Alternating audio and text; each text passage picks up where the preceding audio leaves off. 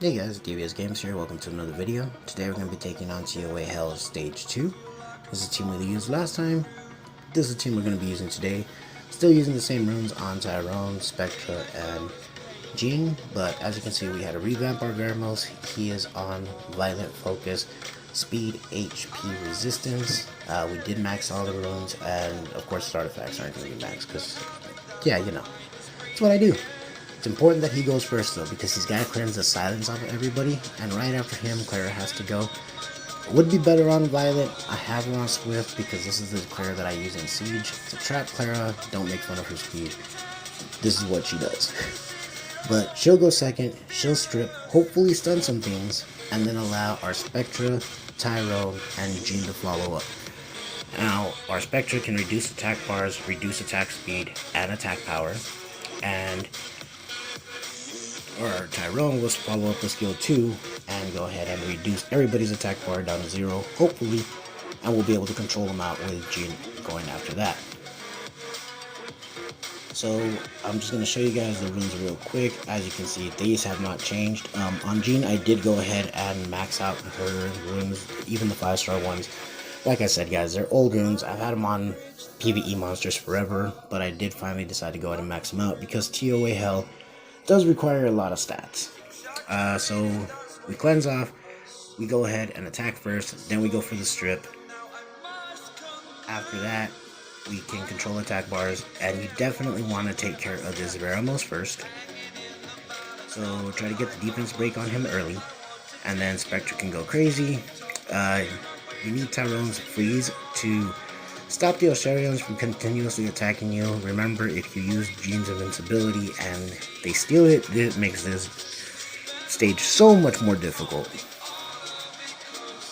But yeah, anyway, basic premise of the team is control attack bars, take out the Veramos first.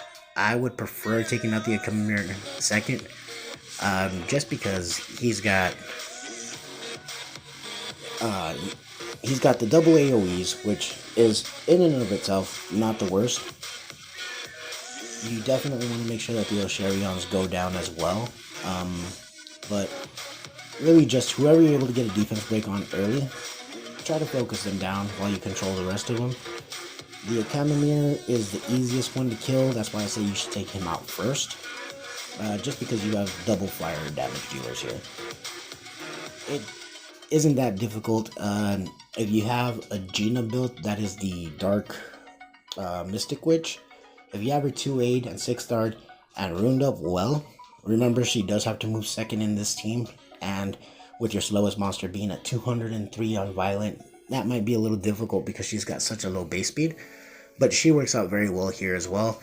She has a block beneficial effects skill on her skill 2, I think it is, which works really good against Osirian, because even if he has a counter attack on and he hits you, nobody else can gain the buff that he steals. So that would be a good person that you could throw in here. Veramos, I think, is definitely necessary since he has the AoE cleanse on his turn. If you have something like, I don't know, maybe a Tetra as well, Tetra could probably work. Yeah, I know Tetra does that. If you have, I think that's the only ones. I think it's Tetra and Veramos that work well for here. As you can see here, my Clara gets revenged and almost murdered right off the bat. The Nixes make it very hard just because of the fact that they have, I don't know how high their resistance is, and I don't know if every wave has the additional leader skill of one of the monsters. I feel like it does. Here I had a very hard time landing any of my debuffs. Granted, I know my accuracy is not as high as it could be, but I definitely had an issue with this one. Again here, if you had the Attribel in place of Tyrone, I think that could work. I'm not 100% sure. I just really like Tyrone for the fact that he has double AoEs, he has attack bar control, he has freeze. If you had him on Despair, he could even be using, you know, the stuns on that at that point, but I don't have him on Despair. As you can see, it still works, so I just think that he's much more versatile, I guess you would say. Here, as you can see, I definitely want to take out that Celia first. As long as you don't have any buffs on your team, you don't have to worry about her too much. If you can keep her controlled, then you don't have to worry about her AoE sleeps and her heals all that much. But as I said, I had such a hard time getting all of the I had such a hard time keeping any debuffs on, literally. So as you can see, I got the Nyx on the end down to almost dead. He was gonna die from the dot, so I changed focus. Go for a stun here, didn't get anything. Said, alright, we'll just go with attacks. There you go, see, we got slept. Everybody takes a shot. We get so close to dying on this run. It was kind of scary, but in all reality, I only ran this once. This is the only time that I ran this particular floor, and it got close, it got scary, but all in all, it worked. So I'm glad that worked. As I said, there's a couple of things that you could probably change out. The Clara you could change out for maybe Giana. Maybe you could change out the Tyrone for an Atribo. And as far as the Spectre goes, I don't know if there's anything I'd rather take in this particular dungeon. I mean, you could take a Sigmaris. He has the AoE freeze, which gives you a little bit more control. But here, I just think his skill 2 damage is so much more than you would get out of Sigmaris.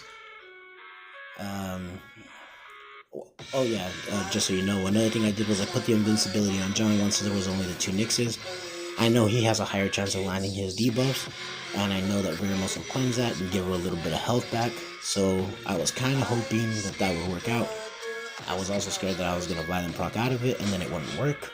So, you know, weigh your options there.